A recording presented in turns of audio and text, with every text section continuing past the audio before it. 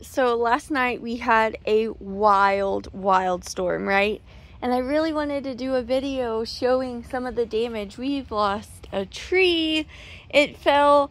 Our goose hen decided to move her entire nest out into the middle of the storm for some reason, just like a day or two before hatching. I don't know what's going on with her. And then I come out to the garden and I notice that some of the potatoes are flowering, which is wild because I have not even finished laying mulch down or added more dirt like I wanted to this week.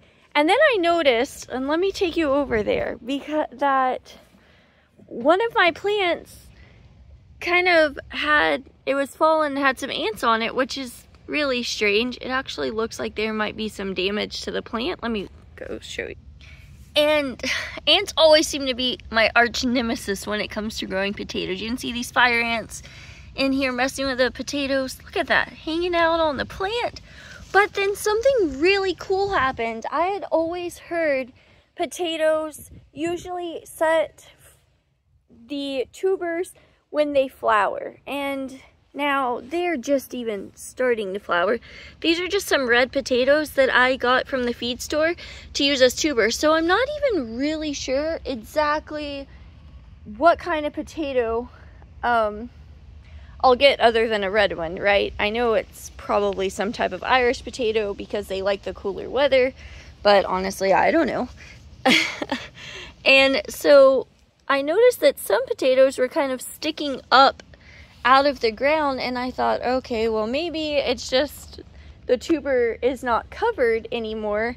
But that doesn't make sense, right? Because as the plant grows, the original slice of tuber kind of breaks down and forms roots.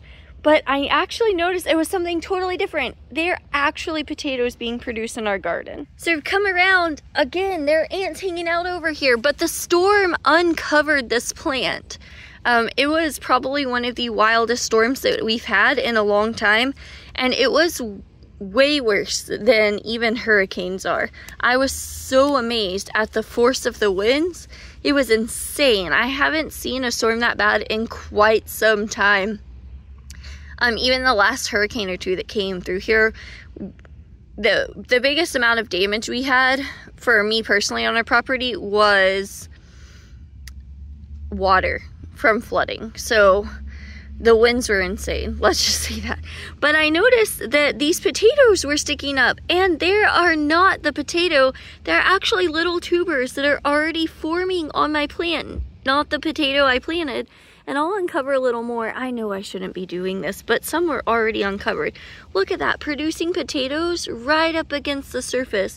Little tiny potatoes. Now, I don't know why these are uncovered, but I do know that there are fire ants in there already, and they're just wild. So I'm gonna cover these back up. I thought it was such a cool thing to see that they are already producing potatoes. Now, when I planted these tubers, I planted them really low below the surface and covered up most of the plants. So just like I do tomatoes, I just left a little bit of the plant out of the top. And it's kind of cool to see that it grows up as the roots grow down. These tubers are producing right below the surface of the dirt because that's going to make them easy to harvest. I'm also excited that it's early in the season and we're getting really close to harvesting potatoes. Now these guys obviously have to fatten back up, but I thought that was really cool. So let me just cover it up. But how cool is that? I've never seen anything like that where the plants just come uncovered and it reveals potatoes. I thought that was pretty cool.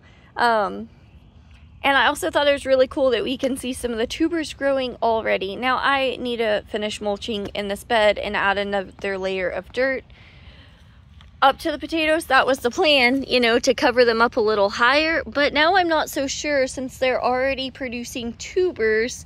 That's kind of a surprise to me. I'm not really sure what to expect. I still have a bunch of potatoes that I never put in the ground because life got crazy. But they don't really like the heat like sweet potatoes do. So I'm not sure exactly what I'm going to do there. I know I'm going to go ahead and finish laying out this mulch. It's just been storming so crazily the last few days. Now, periodically, I've laid down mulch, laid down soil, hilled some up, but obviously the potatoes just continue to grow taller. And I don't know exactly what type of potato I'm growing other than they're a red potato. Because like I said, the bin just said potato tubers and it was at the feed store and that's all there is. And when I asked, they didn't really seem to know. So I guess we're all going to be a little surprised by what's produced. But I thought that was pretty cool. I'm extremely excited to see these plants doing so well. I know it's frowned upon to grow potatoes in the hotter weather, especially as hot and humid as it is here, and how quickly it's going to reach 100-degree weather by next month in May. However, I really don't want to waste potato plants, so I think I'm going to plant them directly in the ground anyways. Because I have an area over here. Let me show you. And this area looks a little messy, but this is where a bed used to be with all the compost. Right now the old lawnmower is kind of sitting in the middle of it. But I thought, how great would it be to move this lawnmower and this 16-foot by 4-foot area where most of the grass is cleared, I could broad fork it, put the potatoes in the ground, and then cover it with mulch and see what happens. And when the ground is soft from being wet, and even though we have heavy gumbo clay soil, I have amended this area because this is where the compost beds used to be. And when you broad fork, our broad fork digs up about a good 8 inches of soil. So I think it will work out really well. They may not produce, they may get ridden with insects because, yeah, it is getting warmer. However, it is definitely worth a try. And these potatoes, in another month or two, they will die back and we'll be able to harvest all of this. I'm so excited that we might actually get potato tubers, even with the fire ant issue that we've had. They are so persistent. So I know everything looks really messy. I need to apply some more mulch in here. Just ignore the mess, okay? And then over here, look at this. All of these plants are producing like crazy. They are popping up. These are all the beans right here. They are the Chinese noodle beans. This is the red variety. So they've popped up and actually looks like some of them are starting to try and climb, but we don't have a trellis put up. So that's something that we're going to work on. We are going to be home for some doctor's appointments this week, and I think this is the perfect time to get that trellis up. The rain should stop and ease back over the next few days. So that's really great news. We can get some work done. And then look at this, they have the Tabasco pepper producing. Now this year I had a lot going on and I went ahead and just bought some plant starts for H-E-B. They were on sale for less than $2 a piece. I thought it was a great deal. And also want to add, if you're in the Texas area, this week I went to H-E-B. They had 6 packs of peppers and tomatoes and they were assortments. So it was a variety pack for $6 a piece. That's $1 a plant, and these were fairly healthy. I know we don't always like going to box stores to buy plants, but if you really want to garden and you're in a pickle, I think it's a great opportunity. So yeah, that's definitely something worth looking into if you're in Texas and you just didn't have time to start plants, because they had some really great plants this year. This is our bluebonnet, and you know, they say they seed readily, and look at all of these seeds. I'm so excited for these pods to dry and us to have all these bluebonnet seeds. Now I know that because we planted bluebonnets here in the bed, there are going to be bluebonnets all in the garden for pretty much ever, and I'm okay with that. They are gorgeous plants and we really love them here. They bring us so much joy. They're my son's favorite plants, so my mom bought them for him, and I think it's a really cool part of our history to have here. In Texas, bluebonnets are really important, right? People love them. They're the state flower, so why not have them in the garden? And I'm okay with flowers kind of taking over. If this becomes a wildflower bed, that's fine. I'll just add another vegetable bed later. We have some Brandywine tomatoes here, and you can see where they are touching the ground. They're kind of yellowing. Usually we cut the leaves back off the ground. This year I'm just kind of letting them go and see what happens. And they have shot up quite a bit. The Brandywine were the smallest tomatoes I planted, and they have shot up quite a bit. So hopefully we get some good tomatoes from them this year. My mom bought every one of these tomato plants and most of the pepper plants. So I thought that was really awesome. I was really excited. Now the super yellow leaves, I'm just gonna pinch off, especially if they're touching the soil, and you can see that. These tomatoes I planted very, very deep into the soil with just the very top leaves showing, so that all of those little hairs on the tomato plant like this, see that, would turn into roots. So hopefully we have a good enough root system where this bed is 10 inches deep that we can get some good fruit. And this one's actually really well composted in. This is arborist mulch on top, wood chips, believe it or not. I wasn't too concerned with the heat because these are heat loving plants. I just tend to kind of keep it away from the right at the base of the plant. But I'll add some more mulch over time. I just don't want to add too hot a mulch that's still composting because, I don't want to compost my plants, I guess. This is a Joliet tomato. You can see it producing little clusters. I have read that they produce about 15 to 18 clusters, and look at that. That is our second Joliet tomato of the season. How cool is that? We're just ending the first week of April and going into the second week, and we have all these beautiful tomatoes producing. Joliet tomatoes produce a grape-like tomato, and I'm really excited to grow them for myself. I've seen other people grow them. I've read a lot about them.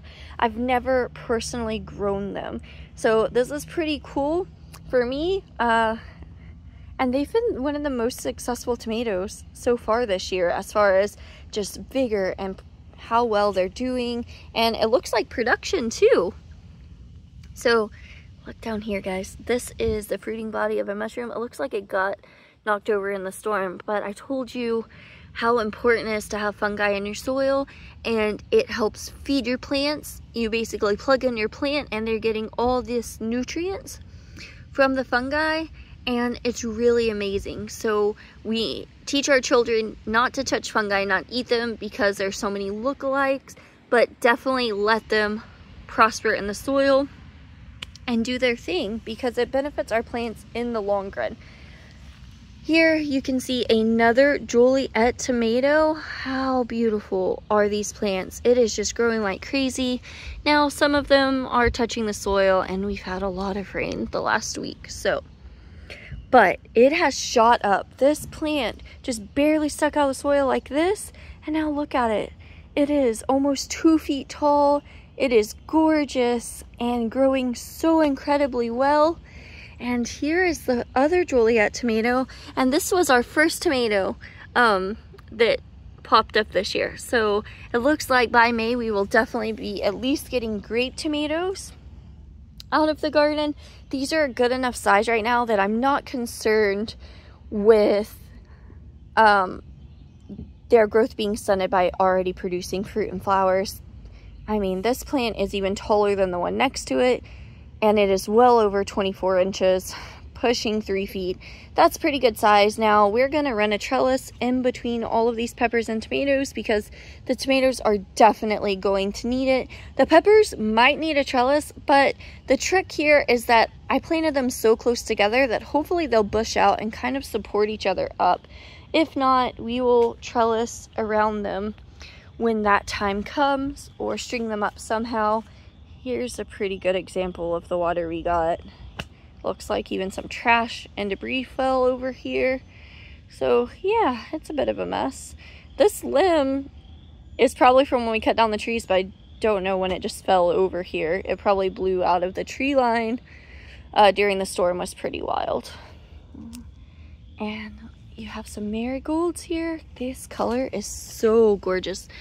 Now these were just bought from the store too. Pretty much everything in this bed. No, literally everything in this bed except for the beans were bought from HEB this year, and that's okay. Some years are just like that. And we have seeds to start peppers and tomatoes, so I'm gonna start some more for fall, but the spring was pretty hectic. So here's a serrano pepper. You can see it's got some pretty good height on it. It's as tall as that tomato already. And it looks so much more in the video than it is. But it's just starting to kind of bush out along the bottom and branch out. And looks like it's producing some flowers, which is really exciting. Now come summertime, these peppers are gonna just, as long as we keep them watered, they will produce in the extreme heat. And I love that about peppers and okra. They continue to grow when nothing else will. And usually melons are pretty good about that too. Here's another serrano that's a little smaller and not producing flowers. Here is a cayenne pepper and another serrano. Now these two are a little smaller. This one's the smallest, but this one is bolting. I have no idea what this is. I see that has a little flower on it. It has a few, but I don't actually know what it is. I usually don't let them flower this small, but I'm kind of just leaving it alone because I don't even know what kind of pepper it is. Now this one, I'm going to take the flowers off because this is a very, very small pepper, and I don't think that the plant can, not only can it not handle fruit hanging on it at this size, I think that it needs to grow up and produce a better structure up top and probably produce better roots because it's a very small plant before I let it produce. And this is a shishito pepper. It is the only shishito pepper I have. Hopefully it is true and it is actually a shishito pepper because I've been wanting to try this pepper, and if it is, I'll save seeds from it. I am so excited to have this in my garden and try it. I've heard so many amazing things about the shishito pepper, especially when it comes to pan searing them. So I'm really excited for that. This looks like it has a little leaf damage. It's my Tabasco plant. I planted 2 Tabasco peppers for sure. This one and this one, I thought I planted 3, but these 2 will get so big. Tabasco peppers produce so many peppers and they get so huge. They just thrive down here in the Houston, Texas area. So I'm not the least bit worried about only having 2 Tabasco peppers, although I will add more peppers somewhere, but I need more beds. This area floods really bad, so I don't have in-ground gardens. Now, this pepper is a California Wonder pepper, and boy, do they produce. We've had them before. We've seen how well they do, so I'm excited for that. Here's another California Wonder. I'm going to take the flowers off of this one because, again, it's a really small plant, and I think it needs to grow a little bit better root structure. The cool thing about raised beds is all of the plants you don't want in there, the grasses and stuff, you just pull them out and you can just throw them to the chickens if you want. I throw everything on the ground and come back later and rake it up a lot of the times. Here is a big Bertha pepper. I don't know a bunch about these except for they're a nice red pepper that's supposed to be sweet and amazing for stuffing. And here is another one. This one is already producing flowers, and I'm not sure if I should leave them or take them off because I don't know how big the big Bertha plants get. I know with the serranos, once they reach about 3 foot tall, it's good for them to produce, so that's why I'm letting the serrano go, but I just don't know that much about big Berthas. I need to do a little bit more research before I can really say anything that's going on with those. Now check this out. I wasn't planning on showing everything in the garden. I just really want to show those potatoes, but there's so much that's doing so well. Why not just kind of show it off, right? So this is a bed that originally started with lettuce and watermelons, and also we've grown some beans in the past. It used to have a trellis up. Now it has a ton of fennel, and we still have other plants that try to squeeze in there, and we come in periodically and take them out. But look at all this fennel. This is Florence fennel, and down here it'll grow as a perennial, so it won't just produce one bulb but several and just spread, so it just takes over an area. And look, we have another fungi down there. Pretty exciting. You can see breaking down. and another poison ivy. Poison ivy produces that sticky, nasty stuff that causes rashes, and guess what? That aerosol will get on these plants. So the plants have to be trimmed back where they're close to the poison ivy. That cannot be eaten. And then the poison ivy will have to glove up and put some sleeves on because I am extremely allergic, and pull that nasty stuff out of there. You can also kind of see some wild moonflowers, that wild morning glories down there. I cannot get rid of them. They come from the backyard. They've always grown on this property, and sometimes they take over. Here we have a dandelion. I don't really pull dandelions out once they flower. I actually harvest all of the flowers, and then I'll pull up the plant and feed them to our ducks or chickens. Also, I make tea out of the roots, and so we have so many uses for them. You can see our oak leaf lettuces. Here's the dark green one and a light green one, still producing and not quite bolting in the summer heat. And then mixed in is all this marjoram, and our marjoram is flowering. Check it out. Starting to produce little flowers here. How cool is that? Beautiful little flowers. And these have not opened yet. They're still closed. So I'm excited to see what they look like and share that. But it is bolting. I've harvested a lot of marjoram this year and hung it up to dry. So some of the plants will be pretty small, but marjoram grows so fast. Now over here we have the pea trellis, and you can see what I mean, dandelions growing in, and we just let them be. I harvest a lot of dandelions for tea. You can tell my kids play in the garden area because that's all of their toys. Now, a lot of these peas are just falling over. I bought these peas because they're supposed to get about 8-inch pods on them, and they can handle down to 40-degree weather and upwards of 80 degrees. But I noticed with all the rain, the peas are swelling inside before the pods even reach full size. Now, on these, both the pods and the peas are edible. So we can just eat the pods, and it's not the end of the world. But it's already reaching the high 80s here, and I'm really concerned about how they'll produce. These were just completely full of peas, but the birds came in and ate all of the tendrils. You can see there are just not that many left. And then without them being able to grab onto stuff, because that's the juiciest part of the pea, is all the new growth where they grab on like this, and these are the tendrils right here, the little things that grab on. And the birds came in and ate them, and then they came back slowly and just ate the pea plants themselves. So most of our peas are gone already, and it's too hot to replant them. So that's going to be a fall crop. That's a fall issue. We'll get what peas we can and just eat them. I still have more peas from this packet. We'll try peas again in September, and we'll just grow probably cucumbers or some more beans, something that's gonna really thrive in this hot, humid weather that we're having. This is my fig plant, and I thought it died, but not only did it not die, look at this, guys. The first fig it has ever grown is being produced right now. Sorry, it's a little blurry. How amazing is that? I am so excited to have the first ever fig. I don't know if there's more because yeah, there is. Look at that. Boop, another fig. So it's producing. I'm so excited to take a picture and send that to Juan and show him. And look here, more fungi coming into the garden. How amazing is that? We had mushroom compost underneath all this arborist mulch, and it kind of inoculates the soil and helps fungi to grow. Provides the perfect environment. My lemon thyme, it has the best citrus smell and flavor, and look how gorgeous it is. If you don't want to grow lemons but you can grow lemon thyme, I recommend it. It is a low ground variety, it is woody, and it doesn't take over areas.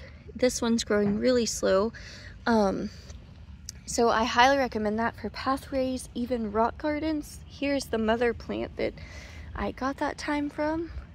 You can see I have some onions growing. Now, I didn't plant these onions this year. They fell off and were seeded from our onions last year, and they're continuing to grow. So we'll let them grow. And I don't know if these are just from the seeds my onion plants produce, or if they're just seeds that didn't germinate until later in the year, but either way, we're letting them bulb out and letting a few of them go to seed, so we'll have a lot of seeds to save for onions and can just grow our own. Now, these red mustards are my favorite vegetables. They are giant Japanese red mustard greens, or is it red Japanese mustard greens? I don't know. They have a huge name. Right now, they kind of bleach out from the sun, but during the winter and cooler months, they have the most gorgeous deep red color up to bright red. I love them so much. They thrive in cool weather, but they survive the heat. You can see they're a little droopy from all the rain, heat, and humidity. But I harvest these, and you can see where the new leaves are growing in, and where I've harvested multiple times. And I plan on having squash already in this bed. This is where I grow squash, but everything's still doing so well. Why pull it out? They're not covered in any kind of pest. I haven't seen a lot of pest damage, a few holes here and there, but not a ton of caterpillar damage. There's a fly right there. Not a ton of slug damage. They're producing really well. They're amazing to, if you want to put tuna fish or any kind of vegetables, chicken, anything you eat, wrap it up in there and eat it in place of bread, or if you just want to wrap a boiled egg in it. They're just so many things. They cook well, they're gorgeous, they have this amazing spicy flavor, so they are just one of my favorite plants. I will always rave about it. And I didn't even plant these 3 from seed this year. They actually volunteered from the plants I grew last year way up in the front yard. They went from the garden all the way up there under the apple tree where I plucked them up, and I planted them over here, and they are thriving. Here's the other marjoram. It was really, really tall, but all this marjoram is now on my front porch drying. And over here I have this blackberry plant, and then this one, it's still pretty small. I have this one too, which is way down here. There's a lot of grass growing. I've pulled this out, but they just keep coming back. And this hill right here, it actually used to be where the cucumber trellis was last year. I grew all those salt and pepper cucumbers. I'm gonna grow them again. We're probably gonna put something up here, a fence in between the cabin and the shed, but we're going to grow them in a different area because the blackberries are probably going to take over. And it's just going to be a wall of blackberries right up against our fence. And I'm pretty excited for that. And look here, you can see all the mulch in this lawnmower. And even the mulch itself is inoculated with fungi. And we'll top off the garden with it in different areas. Now, once the garden beds get to a certain height, like right in here, I just mow this grass. I don't really plan to put compost down because it's really hard to get a wheelchair through the mulch. Mulch is not great for wheelchair users, and it is really hard to roll through it, and it's important that all of our family members are able to enjoy this garden. So that's something to really think about. Pea gravel, mulch, things like that, even bricks can be hard for wheelchair users and people who use other mobility devices to get through. So that's something to really consider if you're trying to make your garden accessible for yourself or family, friends, or to the general public. I'm not sure what your growing situation is, but for us, it needs to be accessible. So here, I'm going to try to tilt up. Look at that. All these red, those are blackberries. These are Arkansas Traveler blackberries, and look how amazing they look. Now, I cut these plants way back, but they are still doing very well, all things considered. It looks like this one looks a little rough where I cut it, actually, from all the rain, but overall, yeah, these bad boys do really well. You can tell the old growth because it's woody versus the new growth because it's nice and green. However, the cool thing about this variety is it will produce on the first year canes, that's these, And the second year canes, that is these. They both produce flowers and berries. So during spring, the second year canes will produce, and during fall, these bad boys will be big enough to produce berries too. So if you're in an area that suffers from pests, or you just want to cut your berries down every year to the ground, you can do that. We did that with these in September when we pulled the cat bin in here, and look at them. They're coming back and shows the flowers. These traveler berries actually produce both white and pink flowers, and the pink are my favorite. It is such a gorgeous color. And then here's the taller one. Now back in this bed over here, it's just a hot mess, right? The grass is coming through in areas. I've pulled it out, it comes back. It's just a hot mess in some areas. You can see it's still mulched in, but it's just the way the grass seeds, especially in here if we don't get in here in time to mow it. So that's something we have to consider. Mulch breaks down over time, and it has to be reapplied quite vigorously, and you can see even where it hasn't broke down, it's still there. Now you can see the mulch in the pathway under all this grass, and also I used the litter from the chicken and ducks in here, because we do a deep litter method in there, and so all of that gets to come out and break down into the soil also in the pathways, which is a really great way to use all of that. And then here you can see more blackberries, and under the blackberries we have all of our Cimarron lettuce bolting to produce more seed. And here are the gorgeous flowers. Now they produce these flowers, and then after the flowers kind of die back, they will produce this. Look at this. And it almost looks like a wish flower, and attached to all the end of those little flowers are seeds, which is really cool. So we will have a ton of lettuce seeds from our best Cimarron plants, and get to save seeds for next year's garden, and honestly this year's garden, because we'll be growing lettuce again in the fall. And here's another one of our oak leaf lettuces, but this one has actually started bolting, and you can see it's kind of dirty with some mulch on it from the rain. So that's pretty awesome. Our fire ant bed, can't get rid of this bad boy. Don't want to put arsenic in it. It's just here. We just have to watch out and be careful and hope that it doesn't just go crazy. The cool thing about fire ants though is they actually eat aphids, if you didn't know that. So I've uploaded videos in the past showing the fire ants eating aphids in our garden, which is really cool. And on this side of the blackberry bed we have fennel growing. I have, look at this, cilantro that we're letting flower to produce coriander seeds. At this stage you can still eat this entire plant, right? But I really love those seeds. It allows me to save seed for future use, and also for seasoning and dishes that I make. So it just goes crazy. Once you have cilantro, you have it for life. It's kind of like mint, it never goes away. And all the cilantro you see this year, they're all volunteers, where I fed the dried cilantro that was left. I just got tired of saving seeds and just threw the rest of the plants to the geese last year and the ducks, and they produce all of this baby cilantro. And you can see it starts off the flowers like this, and then look here, those are the baby cilantro seeds. How cool is that? So you see where the flowers kind of fell off, and I thought that was pretty awesome. It looks like we're gonna get a really great supply of those seeds this year. In between we have some Swiss chard. It doesn't look so great, does it? Look at this.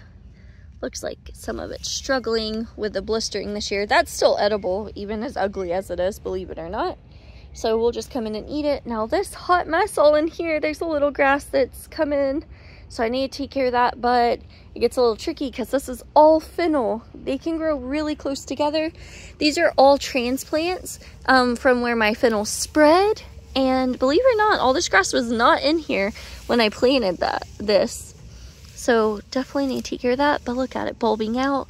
Like I said, fennel is a perennial here, so it will just be here forever. It'll spread through the roots, it'll produce multiple bulbs, and then additionally it will also spread through seeds. So the whole plant's edible, the roots are great for tea, the ferns are great for tea. You can cook these, and they smell and taste like licorice, and they're really nice and sweet and crisp, especially after a nice heavy rain. They're just so juicy and amazing. They're one of my favorites. But if you don't like licorice or anise flavor, you can cook it for a few minutes, boil it in hot water, and that flavor disappears. And then I dehydrate it like celery and use it in soups and other stock. So it really works out because it can be used for fresh eating for people who love that flavor, teas, and then it can be dehydrated for people who don't love that flavor. And if you're like me, where fennel thrives in your area, but celery struggles because it needs long, cool growing season, and we have a very long, hot growing season, like 288 days of extremely warm weather and growing season, frost-free growing season, sometimes more, then this is a great option. And look at this. You can see more Swiss chard all planted in. We have some of the giant white variety. And look, oh, these are my favorite. They do keep their color when they cook, so it adds such beautiful color. The yellow ones always seem to be the hardest ones for me to grow down here. All these leaves are at the point they can be harvested. I just haven't done so because honestly, we've had so much come out of the garden from the mustard greens that's mostly what we're eating. By the time we need to harvest another plant, it's already shot up. I can harvest a plant every other day and have a week's supply of greens for my kitchen from those mustard greens. They're just incredible. Seriously incredible. Now over here, I don't show it a lot, but there's actually this apple tree that is producing. It is a Gala apple tree. So it was cut back quite a bit last year, and now it is growing like crazy. They are all of these tomatoes. My son really loves tomatoes, but I'm terrible at growing them. So before I knew we were gonna add another bed, my mom bought the soil in bed and we installed it. I actually just got these Firehouse sub buckets for $3 a piece.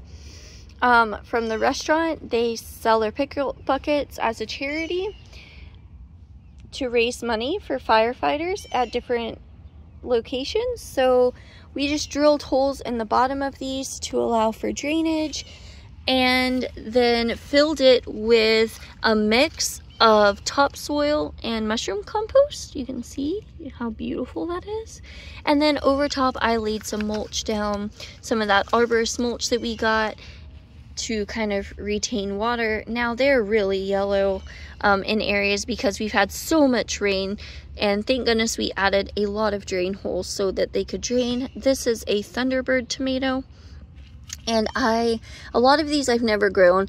It says that this Thunderbird tomato is a high yielding determinate tomato with disease resistant and a good shelf life. Like I said, this is one I've never grown before. We just wanted to get some tomatoes so we could grow a variety, because it's one thing my 8-year-old requested, and he only likes homegrown tomatoes. He says store-bought tastes terrible. And honestly, once you've grown tomatoes yourself, they really do. I don't know if it's just the flavor, all the love that goes into it. I always get nervous lifting these buckets because snakes are very real here. And look, you can actually see the roots coming through the bottom. This has some amazing roots on it, and all of the holes we drilled all throughout it, we did 3 different size holes. That way it drains well, and that's why they're not waterlogged. But you can see the root system has filled this entire 5-gallon bucket, and I planted these tomatoes just like the other ones as deep as possible with just the top leaves showing. And so it's amazing seeing how tall it is. It is actually up above my hips in this bucket. So this is going to be a really healthy plant, and even though it's in a bucket, have a really good root system. Here's a Cherokee purple tomato. It is an heirloom variety. It is a dusky colored tomato, and it is beautiful. It just has a very rich smoky flavor. It is so good, especially if you like to smoke food. Throwing some of these tomatoes in there on the grill, oh my gosh, or in the smoker, it is the best. I love Cherokee purples, but they do sometimes succumb to diseases, and I find that actually Cherokee purples are my tomato that seem to attract hornworms the worst. However, my husband, when he comes home from work, has been coming out here at night with a black light and shining it on the tomatoes and hasn't found any hornworms, so that's great news. Now this is a Sweet 100 and it got the most yellow after the rain. It also tends to have the brightest colored leaves, so they're always kind of really green like this. This is from the rain. You can see it does have a little bit of disease, and it's a hybrid, so it's supposed to be a little more disease resistant. I'm not worried because I know these Sweet 100s grow and grow. They'll reach 10 plus feet tall. We'll put a little temporary trellis leaning up against the shed. The reason we didn't put anything permanent is because we plan on putting gutters on the shed so it can catch rainwater for the garden. And then here's a bobcat tomato. It is very, very small compared to the other tomatoes. This is a determinate tomato. It is the first time I've ever grown it, so I'm not sure that it gets very tall. I haven't found a ton of information on it online. I really need to do a deep dive on it, but I thought I would give it a try. It was really cool to get different varieties. And then here's the lemon boy. This lemon boy gets extremely tall. I've grown it before. It produces a great tomato, very mild in flavor. And look at that. It is doing well. It has a little bit of insect damage, it looks like here. I'm not sure from what. I'm cutting it back because of the amount of rain we had. I am concerned, sticker burr, yuck, about it just catching disease from the soil. So that's why I was pulling the leaves back. This is another tomato that will just grow and grow and produce really large fruit. So I'm pretty hopeful that it's going to do quite well this year. I'm going through this fenced area right here near the chicken coop. There's going to be a lot of water. It's a hot mess because while we're changing up the chicken coop, this area, they took most of the grass out. You can see more coming back. But this is where the chicken coop, the chickens were able to come in this area. They killed off all of the grass, but we have all of this growing. So right here we have an okra. Now, I did not have good experience with heavy hitter okra. However, it looked like I got some cross seeds. They weren't true, and I got some more seeds from rareseeds.com, Baker Creek, and I thought I would give it another chance. So here you see a heavy hitter okra. Now, guys, if you're watching on your phone, I apologize. I like to record horizontally because I record a lot of content for my nieces, nephews, my own children, and my brothers and sisters. I have some younger siblings, 11, 14, and 16, and they actually like to follow along, and we all watch the content on the TV. So I always make my content in mind of the television, because while I want to teach everyone, you know, my family has my heart, and I definitely want to teach them, especially my children, everything I'm doing. So if you need me to do a format specifically for phones on top of the way that I do it, let me know if it doesn't translate well when you flip your phone to the side, and I can try my best to take care of that. So here's another okra. You can see it popping up. It looks a little rough from the rain. It didn't look like that yesterday. And there's another one. Now, I planted these only 4 feet apart, and I planted the whole seed packet, so there are a lot more okra here that you cannot see yet. And then over here, now this is where we composted hundreds of pumpkins, and the birds ate them throughout the winter. You can see more pumpkins kind of popping up, but they won't interfere with the okra because okra gets so tall. Here is another okra. Here is one right there. And here is another. So that's a pretty good amount of okra. Oh, here's one. So you can see now, some of them are pretty close together. The seed must have washed down because I did put these 4 feet apart. Explains why there are 3 okra here and not one over here. But I have had some success with picking up okra and moving them. I'm just not sure if I want to do that right now. And check out this okra. Boop, right there. You know what? I'm gonna do it. I'm just gonna move one of the okra plants. Hopefully it works out okay. You can see it has a little bitty root on it right now. Okra produces this gigantic taproot that really breaks into our hard clay soil. So you don't want to do this when the plants are bigger. Also, if you don't know, woo, that better be, it looks like worms. See that? Freaked me out. So if you know that's not, maybe that's a centipede or something. It has antennas. Not sure. I'll just put this bad boy next to it instead of, oh no, did I just break it? Oh buddy, I may have broken it. I guess we'll see. Once okra are bigger, they're not fun to transplant. However, I've had success. Okra, if you live in a really hot area, it can be a perennial. Same for peppers. Some people have some luck with tomatoes in warmer climates, and even pumpkins. So it just really depends on your climate and your pest issues, but okra are definitely a perennial when grown in the right climate. If I had some cover, boy, would I overwinter some okra because I love them so much. They grow so well here. So yeah, if I ended up damaging that okra, it's fine, I'll replant it. But we have a lot.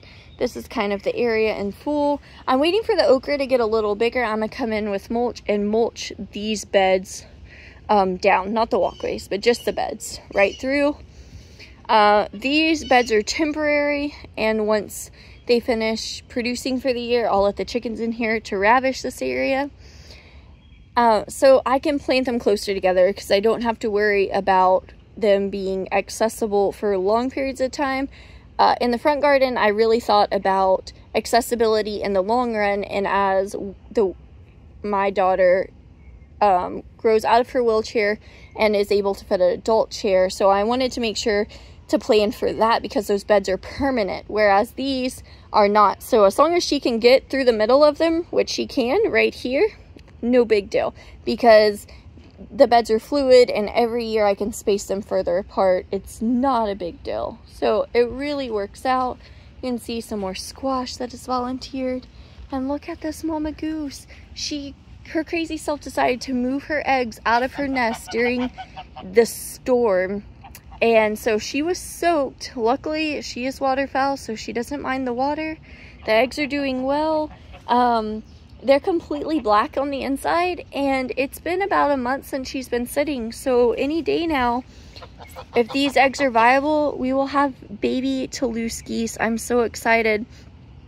There are 8 eggs in her nest right now, but this mama actually had an entire nest of about 14 eggs. Unfortunately, a lot of them bust, and I thought it could be due to her size, but also it can just be the fact that those eggs were early, the first eggs that she laid, and so they were not being incubated. They could have went bad while waiting for the rest of her clutch to be laid, and that happens. 8 eggs is still a pretty good number.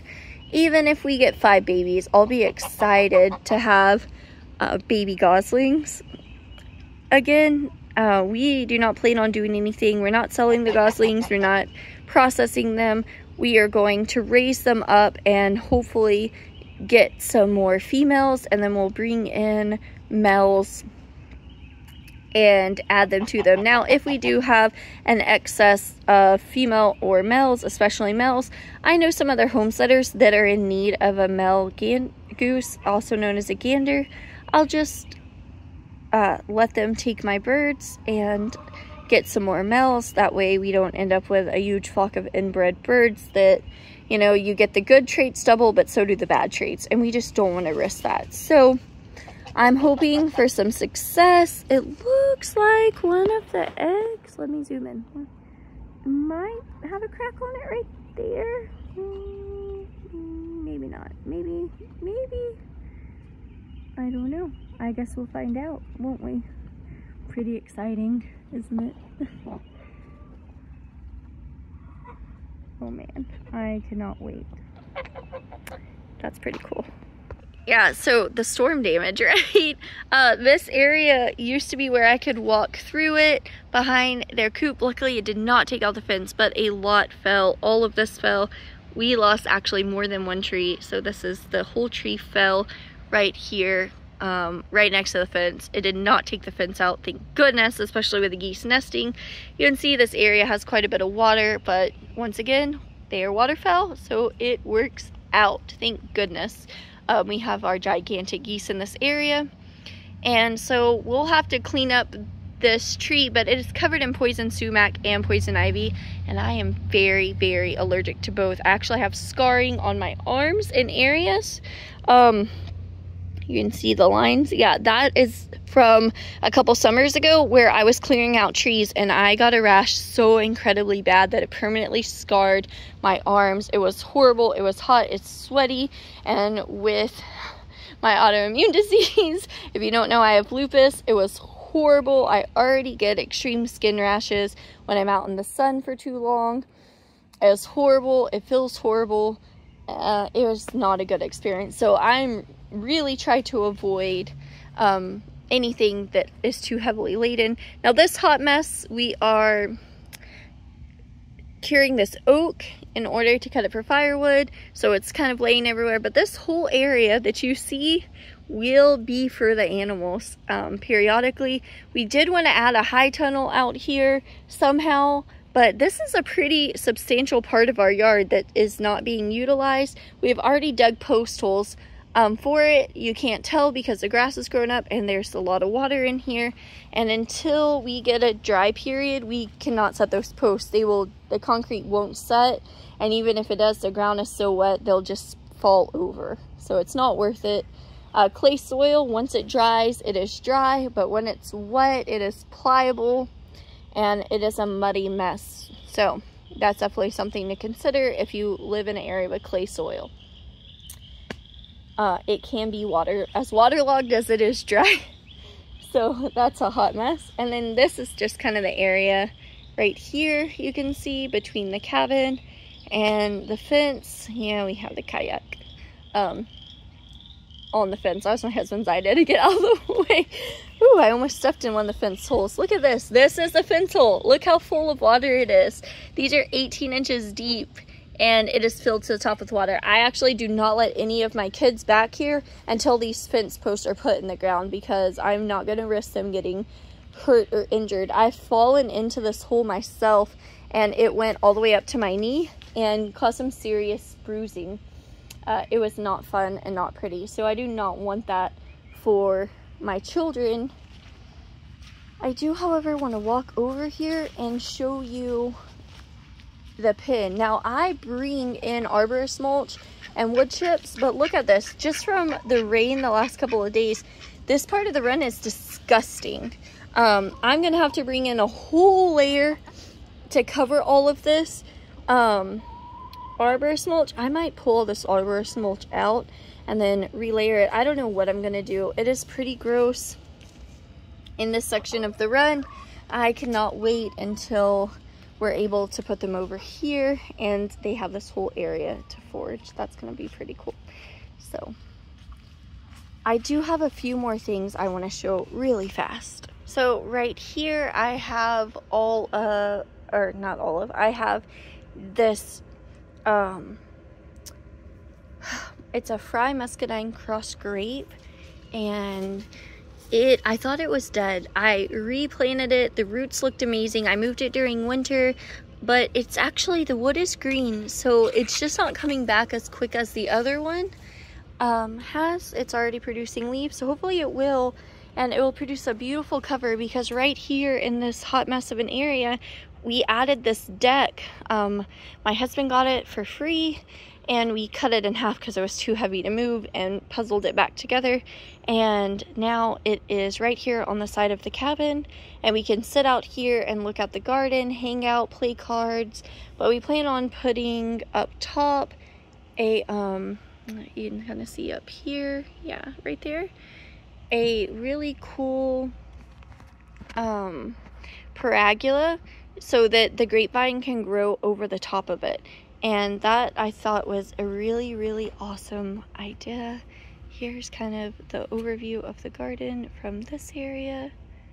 Here is some German thyme, but for some reason a whole bunch of random plants have decided to grow in it. So this is another plant that we've been growing for 3 or 4 years. I just recently transplanted it from the front garden back here because it grows so slow, other plants just kind of take over it. Let me get a little close.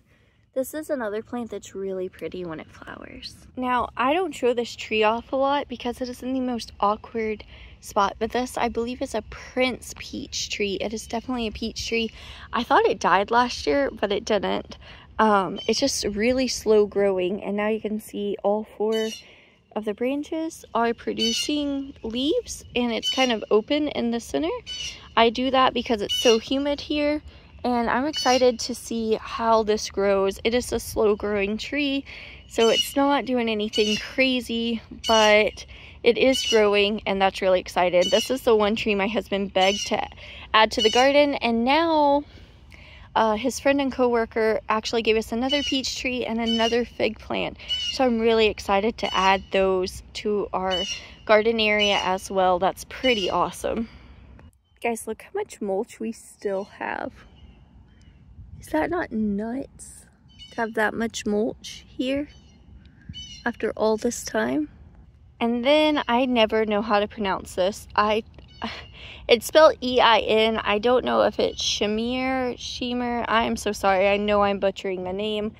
It is a wonderful apple, and it can thrive on 100 to 300 hours of freeze time, but at 100 hours it still produces fruit. You can see this is the first ever apple that we've allowed to grow on here. We've been growing this tree for years and years.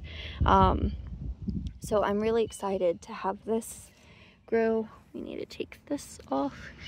You can see where it's had some damage in the past from storms, but we finally have it branching out again and replacing the branch that was knocked off during a hurricane a couple years ago. And look, it's still flowering. So here's a flower coming up, here's another one. I thought that they just flowered once and then stopped, but you can see where it's continuing to flower. And then over here, this plant is a gala apple. It is producing all these leaves, but look at this. Look at all those aphids. They just love the juicy apple leaves. And honestly, I tend to, up close and personal here. I usually wipe them off or spray them with soapy water. In more extreme cases, they just get crazy, man. They're crazy. Check this out. This bed is our carrots. It's actually growing in the front yard. And these carrots are not ready all the way. Let me show you one though. Or look, here we go. Ooh, it doesn't want to come out even though the clay is nice and wet. Here's actually a slightly bigger one. Now these aren't quite big enough, but look at that. Aren't they beautiful? Now I am in the topsoil with mushroom compost, but the rest of this is clay. These will get much bigger. They're not even close to being ready. Some are and some aren't, but we also eat the greens to the carrots. So a good rule of thumb is when they push above soil, they're kind of close to ready, but the bigger the tops are and the rounder they are at the base, that's usually a good indication because you see how the green fits in the carrot. But we eat the whole carrot, so for us, this can be quite a bit of food. You can see some of the wildflowers kind of taking over, but overall, this is pretty good. Now the kids come out and they've harvested a lot of the carrots already. Look at that guy. A lizard in the garden hanging out. We have a lot of lizards in Texas that kind of hang out in the garden. It's funny. Look, here's another carrot growing right there. Beautiful carrots. And I'm really excited about that. This front garden area has a wildflower growing in it, all sorts of stuff, anything you can think of. We let the flowers go wild because we love wildflowers. Dandelions, I harvested this plant multiple times. I make dandelion jelly out of it and also teas, so I'm really excited about this. And we kind of get away with it because it's in a nice little garden bed, so the city's not even concerned with it. They have so much going on. As long as it's not the whole yard covered in dandelions, they don't seem to care. We have some mint, just random plants, whatever. We sowed a wildflower packet. I let my kids, and it went wild. There were so many buttercups and everything else. Look at these. They just come up year after year, different plants, all just coming over. Look at that. So pretty. And throughout the season, different plants get produced. And then look at this gorgeous rose. This is the tea rose. In my image, peach tea rose. I've been growing it for years and it produces so well. I harvest from this every 3 or 4 days, all the flowers. When they get ready to fall off, instead of letting them fall off, I harvest them. And again, you can make jams and jellies out of it, but they do have that traditional rose flavor, rose water. And so it's not for everybody. Here is that other grapevine I was telling you about. This produced grapes last year, and I actually made a little video about it. Ultimately, I had to reconfigure the video because it messed up on me. You can see what I mean. This one already has leaves. And by the way, these leaves are edible. You can stuff them and eat them. They are so good. So you can use both the grapes and the leaves. So if your grapevine isn't producing and you can eat those leaves, that's a great way to use the whole plant, because it does take so many years for your grapes to produce once you plant them. And you look at these, all these wildflowers. This is my favorite bed. It is just absolutely gorgeous. Always taking over everything. And then on close to the property line, about 10 feet off the edge of the property, we have some more blackberries that grow. These were last year's blackberries. This is their second year. They just got cut down. These just look rough because they were transplanted over here, but they're still alive and they will start producing leaves again in another week or two, and hopefully this whole area will just have gigantic, beautiful blackberries in it. Here I have my goji berry. It looks really rough because I recently transplanted to this area, and the leaves are just now starting to kind of bounce back. You can see the wood is healthy and green. Just once you transplant them, they lose all their leaves, dry up, and you have to let it grow back. But my goji produces so well. I've been growing it for several years up by the front of the house, but it's really thorny, and so I thought it would be a great time to transplant it somewhere else. And my mom wants to transplant some azaleas in front of the house, so that's really cool and allows her to do so. And then this is the original marjoram. You can see it takes over most of this. All those marjoram plants over there were transplanted from this marjoram, so that's pretty crazy how one little plant start that we bought a couple years ago just took over everything. Ooh, look at this dude. It's amazing what kind of beetles and insects get attracted when you grow in compost. Look at that water just getting in there. It's probably the reason that the tree is so far over in the front yard, because I knew the way that the water ran off in this yard, it would hold too much water in the roots and probably drown during certain times of year. A better view of this compost pile. Believe it or not, we've moved a lot of it, but they keep dropping new mulch here. And so we need to get the tractor out here. We've tried, but every time we go to get it, it just starts raining again. Rain is wild. So there you have it, guys. I appreciate you listening to me walk around and show off all of these plants. This is one of my favorite parts of gardening, is getting to share it with everyone else and show what we're doing. I know we all grow differently, so it's really cool. We can all just kind of grow individually and together and learn from each other. Now, our garden is ever evolving, and so it will be growing and changing so much this year. I'm so excited for you to get to follow along with us and see how it's going to change and grow. It's already changed so much because we've added 2 more growing areas. These last 2 beds over here, we've added the pea trellis, we've added the deck, the tiny house, moved a grapevine over here. It is just going to be absolutely amazing to watch it to continue growing and expanding.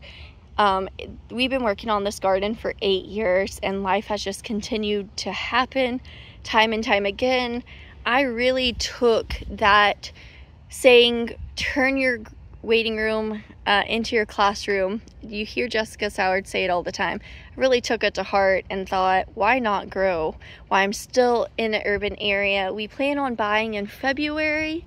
That is the plan. We have been working with a mortgage company, trying to find a place that we really love in more central Texas area. So until then, we'll just continue to grow here. But like I said, we've been working on this area for 8 years. So don't think that you have to grow overnight and install every garden bed and make all your plants at once. That is not the case. Life happens, and sometimes you just have to grow a little bit at a time. Even if it's just a small thing of lettuce or a strawberry plant or a single patio tomato. Grow where you are, see what you can accomplish, and I can't wait to show you guys the rest of what's growing this year. It is the 2nd week of April and things are already happening. I'm so excited to show you guys where we are by the end of summer. So thank you guys so much for checking out our garden.